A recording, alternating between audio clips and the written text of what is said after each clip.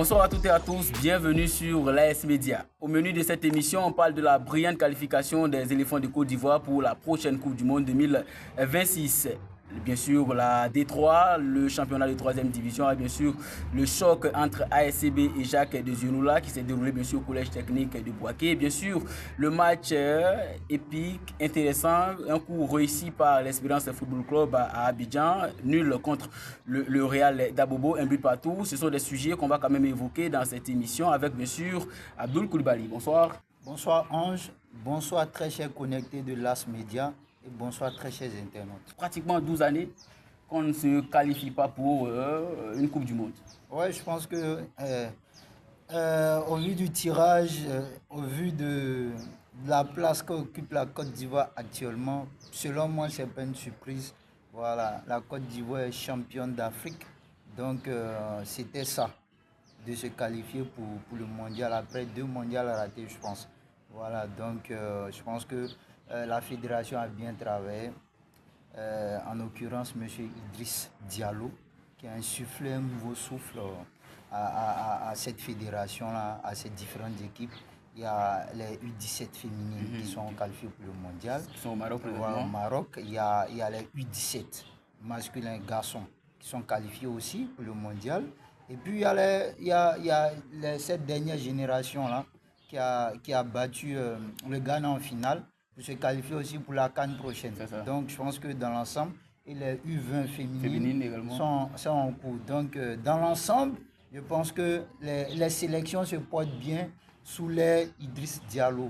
Maintenant, la question qu'on se pose, qu'est-ce que ça a comme répercussion sur le championnat local? D'accord, c'est la question qu'on se pose. On se parle bien sûr de ces éliminatoires. Tu as commencé déjà par évoquer le point. Après le tirage au sort, on se dit mission difficile ou c'est sans surprise? Pour moi, c'est sans surprise. Voilà. Étant donné qu'ils ont élargi le nombre de participants, du coup, ça se répercute sur le nombre de participants africains. Donc, on va avec 9 représentants. Et étant donné que la Côte d'Ivoire fait partie de ces grandes nations africaines-là, je pense que, voilà, selon moi, ce n'est pas une surprise. Voilà, même si certains décrient le fond de jeu proposé par MS Faye, mais l'essentiel, c'est de gagner, c'est les 3 points. C'est ça. Voilà. Donc, Abdoul, le fond de jeu compte peu. Ouais, ça compte peu. Maintenant, lorsqu'on arrive à gagner, voilà, on veut voir du beau jeu, mais au finish, qu'est-ce qu'on recherche? C'est les 3 points, c'est la qualification. Il fait le parcours sans faute. Meilleure attaque de ces qualifs-là, zone Afrique, meilleure défense sans encaisser de but avec la Tunisie. Donc, je pense que c'est bon. Maintenant, il va falloir proposer un nouveau visage mondial.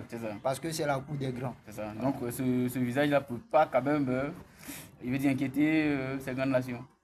Ça sera compliqué. C'est possible puisque c'est avec ce même visage-là, la Côte d'Ivoire a battu l'Uruguay en match amical. Donc, c'est possible. Mais on attend plus. Les Ivoiriens attendent plus de MS Faye. Voilà. Sinon, moi, tant que tu gagnes, les résultats qu'on te demande, tant que c'est ça, c'est bon, on avance. Maintenant, le jour tu flanches, voilà, tu acceptes les critiques. Hein. Non, en vrai, on n'a rien à reprocher à M. Voilà, il n'y a rien. Il a apporté, il a qualifié la Côte d'Ivoire, il est le premier Ivoirien à le faire. Il rentre dans l'histoire. Il rentre dans l'histoire. Remporter la CAN et voilà. qualifier la Côte d'Ivoire pour un mondial, je pense que... Voilà. Il ne faudrait pas commettre la même erreur que le Mali a fait. D'accord. En limogeant Shell, qui était l'un des meilleurs techniciens, mais ils n'ont pas été patients envers lui. Quelqu'un disait comme ça que, voilà, si Shell restait, le Mali pouvait avoir quand même beaucoup de choses à dire. Beaucoup, surtout à la CAN au Maroc, là, beaucoup. Parce qu'il avait déjà construit un groupe, une famille. Voilà, il fallait être patient. Mais je pense que ça, c'est la fédération malienne. Là, on va partir. C'est la fédération malienne qui est responsable de tout ça. Voilà, c'est juste pour faire tourner les gens. Sinon, le président n'est pas là, qui dirige le vice-président. On va où? On n'a pas de directive, rien. Ça n'avance pas, c'est compliqué. C'est vraiment compliqué. Voilà, on va revenir en Côte d'Ivoire. En Côte d'Ivoire, là, c'est moins compliqué. Ouais, c'est moins compliqué, à moins que, voilà, il y a certains qui parlent trop, mais les résultats sont là, c'est factuel. C'est ça. Donc vous voulez quoi? C'est visible.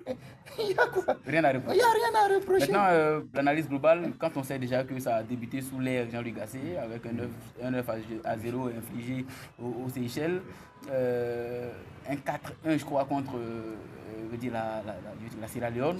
Voilà.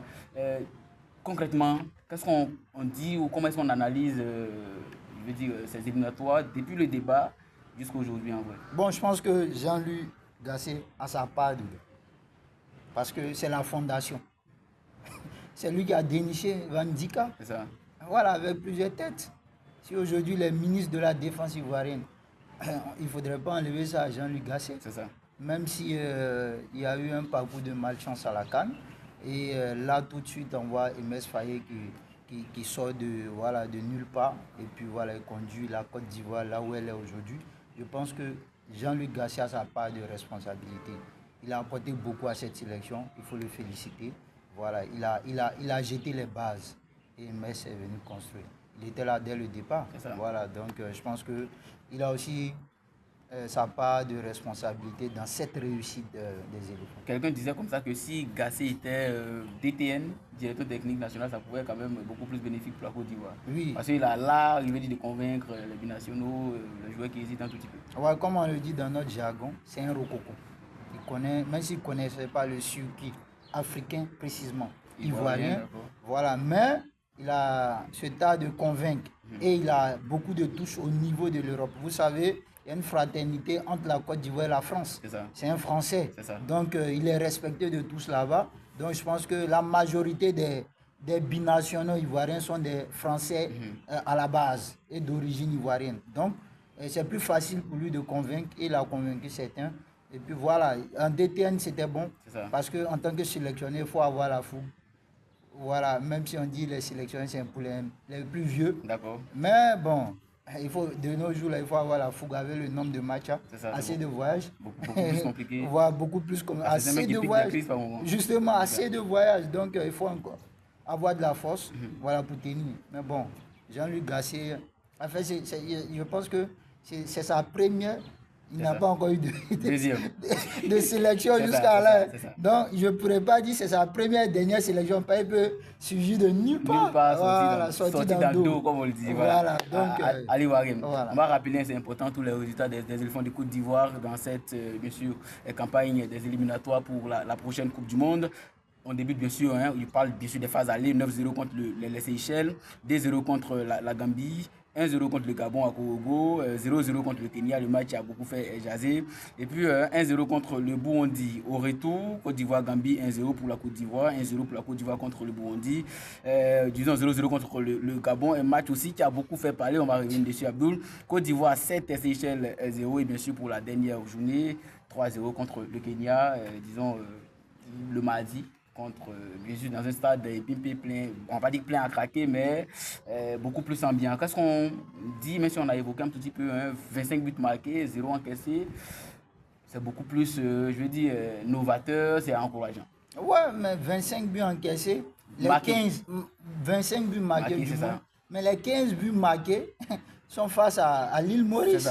Et aux Seychelles. C'est ça. Voilà. Face aux grandes nations, on est. Face aux grandes nations, voilà, c'est le 1-0. Contre le Gabon, c'est 1-0. Voilà, c'est solide derrière. C'est ça. Voilà, on sent même que la palette MS, c'est la défense d'abord, la base. Solide derrière. Et puis voilà, on essaie de marquer tout et tout. Mais pour avoir une attaque prolifique autant antérieurs, je pense que c'est compliqué. Ça sera compliqué. Soit, on sait qu'à l'heure actuelle, Haller n'est pas à son prime. C'est ça. Voilà. Van Guesson, je ne sais pas s'il est utilisé comme neuf ou comme ailier. Souvent, tantôt il est ailier, tantôt il est neuf. Bon, soit on lui confie cette tâche-là, cette responsabilité-là pour de bon. C'est ça. Ou bon, voilà, mais l'envoyer souvent sur le côté. Tu vas passer ton diplôme d'entraîneur bientôt. Non, bientôt. Très bientôt. Un coucou au doigt, Très bientôt. Voilà, très bientôt. Voilà, donc, parce que voilà. Il faut situer les responsabilités, avoir une attaque de feu. Au mondial, le monde de vrai, ça paye. Ça paye cash, c'est la cour des grands. Voilà. La cour des grands, bien sûr, parlant de ces attaquants-là, il faut rappeler que le meilleur buteur des Ivoiriens dans cette campagne d'éliminatoire pour la Coupe du Monde, c'est Sékou Fofana avec 3 buts. Ahmed Traoré Junior, c'est 2 buts. Konaté Karim qui a joué un match contre les Seychelles, 2 buts. Yann Diomandé, le nouveau bébé, on va le dire ainsi, 2 buts en 2 matchs. Les Salutaires, Franck Kessié, 2 buts, et Simon Adengra, 2 buts également. Voilà. L'attaque est muette, on va dire. Bon, peut-être c'est sa palette, tout le monde est buteur, tout le monde marque. Mais voilà, comme on le dit, on n'a pas besoin d'attaquant, on a besoin de buteur. C'est ça. Voilà. Il faut chercher un bon buteur, soit avec la qualif pour le mondial. Je pense qu'il y a certains binationaux qui seront un peu attirés de venir défendre les couleurs de la Côte d'Ivoire. Eli Waye est ouvert, c'est possible qu'il défende les couleurs de son pays d'origine. Voilà, et puis essayer de chercher des grands noms, voilà, des attaquants, des buteurs. Soit en Italie, je pense qu'il y a un Ivoirien en Italie, soit à l'Inter Milan. Oui. Voilà, essayer de convaincre quelques... Il y a les Japonais aussi en championship. Justement, essayer de convaincre quelques pions où ça ne marche pas forcément, surtout le front de l'attaque. Et puis essayer de les convaincre à venir. Si on a eu un ou deux, c'est possible. Voilà, sinon la base est solide, c'est-à-dire la défense. Il y a Vandika, il y a Kosonou, il y a Agbadou. C'est énorme, c'est une muraille ça. C'est ça, et au milieu aussi, je pense que c'est pas aussi mauvais. Ouais. Ici, Sangaré, Sékou, Mao Dorgeles, Baba Diomandé. Je pense qu'il y a quand même pas mal de pions. Il y a pas mal, mais il faut des grands. Il faut ceux qui sont habitués un peu au rythme des grandes compétitions. Et si ça va, oui, on essaie de faire avec, c'est le capitaine, voilà. Il prouve, et là c'est lui-même qui était le premier buteur de la 7e minute. Voilà, il a donné la voix, et puis voilà, il faut des gens pour l'épauler. Voilà, donc je pense qu'il faut renforcer sur les différentes lignes. Point fort, Amad Diallo, sa niche, c'est bien sûr le stade Alassane Ouattara de Bimpé. Je me rappelle bien, contre le Burkina, il loge un coup franc direct. Hier, disons, il réédite l'espoir. On va dire, et Bimpé, c'est son champ. Ouais. Parce qu'il a débuté en sélection, les débuts ont été inscrits, bien sûr, au stade Ebimpe. On pourrait dire que Ebimpe lui sourit. Voilà, donc je pense que c'est déjà bon, mais il faut encore en attendre plus de lui. Voilà, ce qu'il produit à Manchester est bien au-delà de ce qu'il produit en sélection. Voilà, il peut être, c'est l'un des meilleurs joueurs évoluant dans un grand championnat. En Première Ligue à Manchester. Franchement, il doit prendre de plus en plus ses responsabilités comme il a fait hier. Une passe décisive, un but, et il conduit la sélection ivoirienne au mondial. Ton plus gros, disons, ta plus grosse performance, disons ton plus gros joueur favori pour ces éliminatoires, on misera sur qui? Qui t'a beaucoup plus impressionné? Wow. Parce qu'il y a d'autres qui viennent, ils partent. C'est un peu long, mais je pense que moi je pense que c'est quand même Kessié, constant. Il était toujours appelé, il a répondu présent. Et là, sur le dernier match, il ouvre le score, il donne la voix aux jeunes, et puis voilà, tout le monde suit derrière. Kessié, donc, je pense que c'est Kessié. C'est plus Kessié. Voilà. Côte d'Ivoire au mondial, candidat sérieux ou c'est possible. Non, je pense que voilà, faut aller pour faire la Côte d'Ivoire, pas pour faire pour produire un meilleur visage. Mais candidat sérieux, non. Non, soyons sérieux. Ah, donc moi je suis pas sérieux alors. Non, candidat sérieux. C'est-à-dire, c'est possible. Mais c'est la cour des grands. C'est ça. Voilà. Pour être un candidat sérieux, d'abord, il faut rééditer cet exploit qu'on a fait. Ouais, l'exploit qu'on a pu faire au niveau de la CAN ici, pour le rééditer dans quelques mois au Maroc. Voilà, là c'est pas la maison, c'est hors de notre zone de confort. Donc du coup, voilà, partant de ce fait, voilà, on pourra voir si... Mais aucune, à part le Maroc, selon moi, à part le Maroc en Afrique, à part le Maroc, Sénégal, l'Égypte, peut-être l'Égypte, mais je mise plus le Maroc et le Sénégal pour faire honneur à l'Afrique. Ils sont beaucoup plus sérieux. Voilà, avec ils ont plusieurs palettes en fait, avec des coachs. Quand on sait déjà que le Maroc a déjà joué une demi-finale. Voilà. Le Sénégal, je pense que c'était quart de finale, je crois. Voilà. Justement. C'est possible pour la Côte d'Ivoire, mais pour être candidat, c'est un beau parcours. Et puis, peut-être on va se fixer, même le président. Je ne pense pas que le président de la fédération s'en va en tant que candidat sérieux. C'est d'aller faire un bon résultat, un bon parcours. Peut-être ils vont se fixer l'objectif comme quoi arriver en quart. C'est ça. C'est une chose qu'on n'a jamais fait. Je pense que... Est-ce que la Côte d'Ivoire est déjà arrivée en 8e? Je ne pense pas. Voilà. On va vérifier. Voilà. Je ne pense pas. Voilà. Faire un meilleur parcours par rapport aux 3 précédentes Coupes du Monde. Et puis par la suite, le reste, c'est du bonus. C'est ça. Voilà, c'est comme ça, c'est ce que je vois. Le reste, c'est du bonus. On retient, on va rappeler les pays africains qualifiés pour ces éliminatoires. On tend la demande vers la fin de cette émission. L'Afrique du Sud, l'Algérie, Cap-Vert, Côte d'Ivoire, l'Égypte, le Ghana, le Maroc, la Tunisie, le Sénégal et la Côte d'Ivoire. Les barragistes, on va le rappeler, c'est beaucoup plus important. Le chemin est beaucoup plus long pour ces barragistes-là. Cameroun, Congo, Gabon, Nigeria.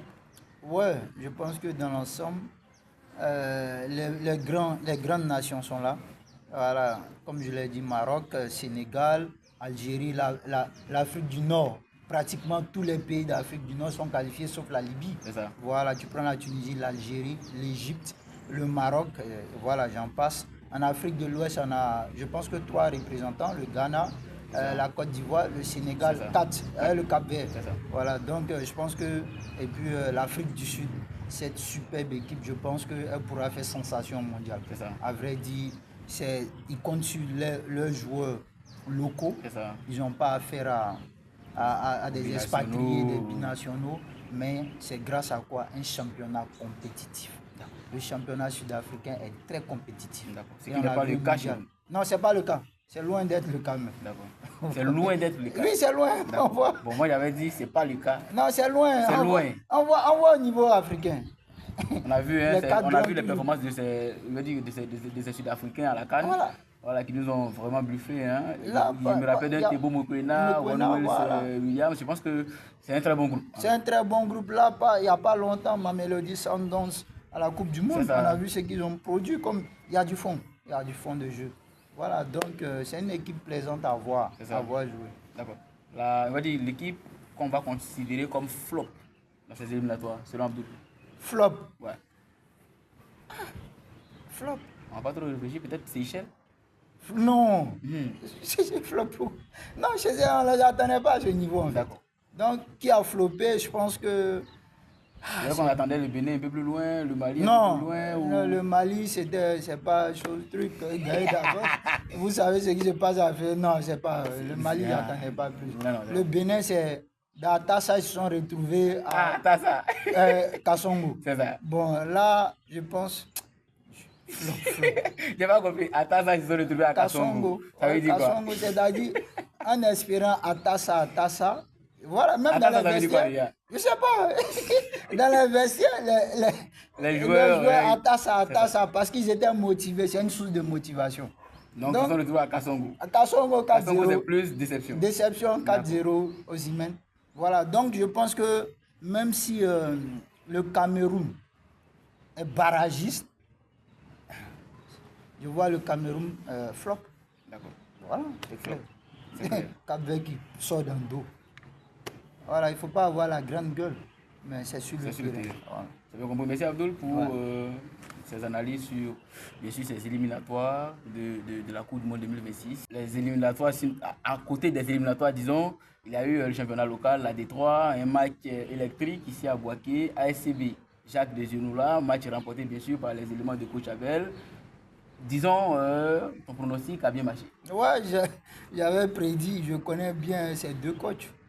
Voilà, j'ai été à leurs écoles, je connais bien le fonctionnement du coach Abel. Je savais qu'il allait procéder par contre, défensivement en place. Voilà, il a laissé la possession de la balle à la jeunesse athlétique de Zenoula. Et puis voilà, des erreurs, il a joué sur les erreurs, les détails. Et puis l'inexpérience du coach en face. Parce que c'est l'inexpérience qui a fait la différence.